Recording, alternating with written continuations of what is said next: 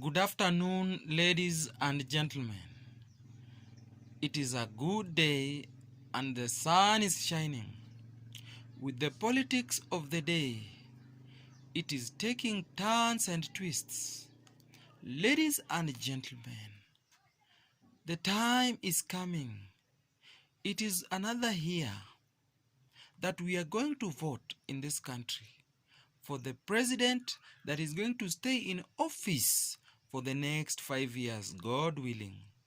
Ladies and gentlemen, Kalonzo is taking his time.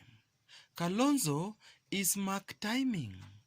And the reason as to why, nobody knows. Ladies and gentlemen, it is another time that I want us to discuss why Kalonzo is mark timing. If you are new, if you have just bumped here, luckily, to this channel, please subscribe, like and share so that every time we produce a video like this, YouTube will automatically notify you. Ladies and gentlemen, the people around Kalonzo Musyoka wants to finish him politically. The only thing they are waiting for is to put flowers on his casket.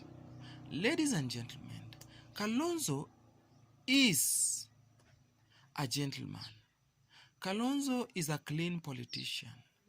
In fact, if it was better, Kalonzo would be the president of this country. But you know what?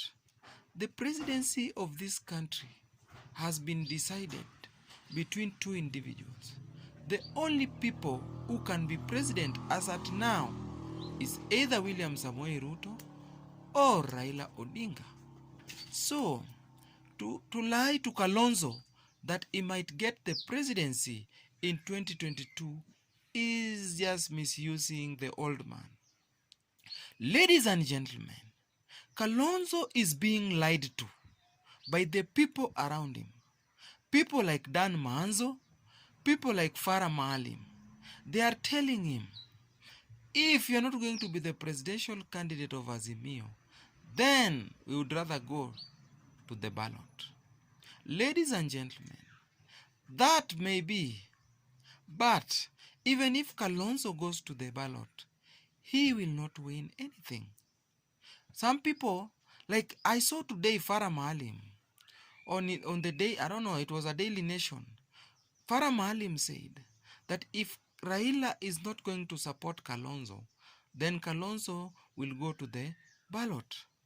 Then, if he confuses himself by saying that if Raila goes to the ballot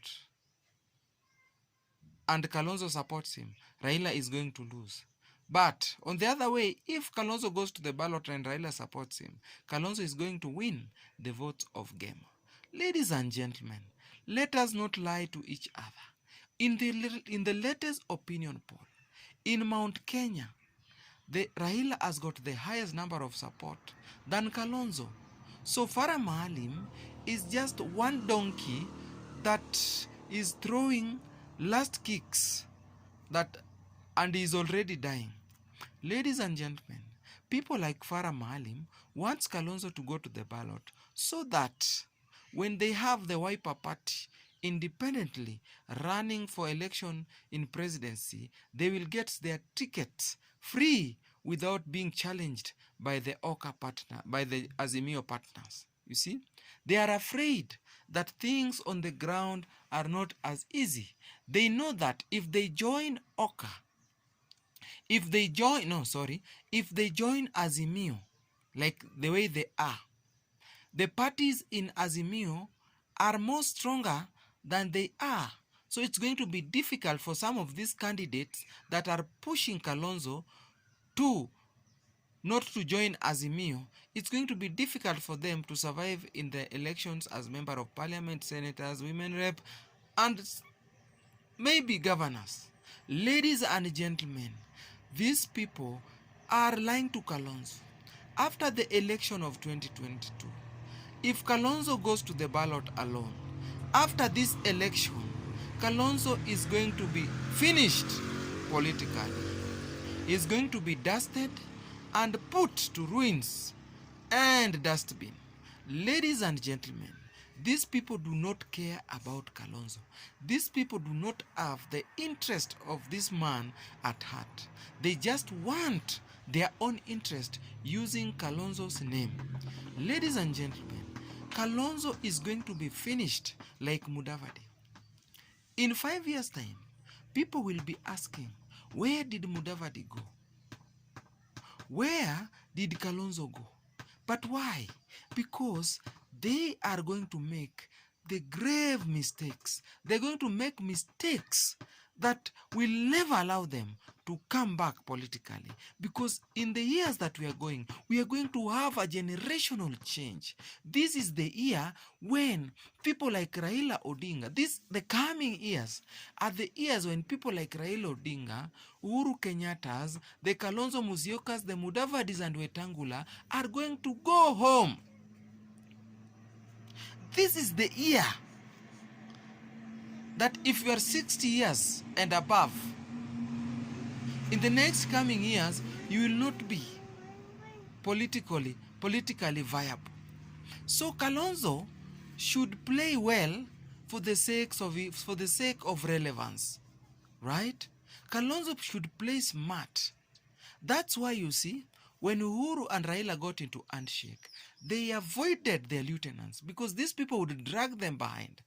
The lieutenants always drag people behind. That's why you need to be a leader. Kalonzo needs to have a stand. He needs to be a leader and lead his community to the right direction and the government.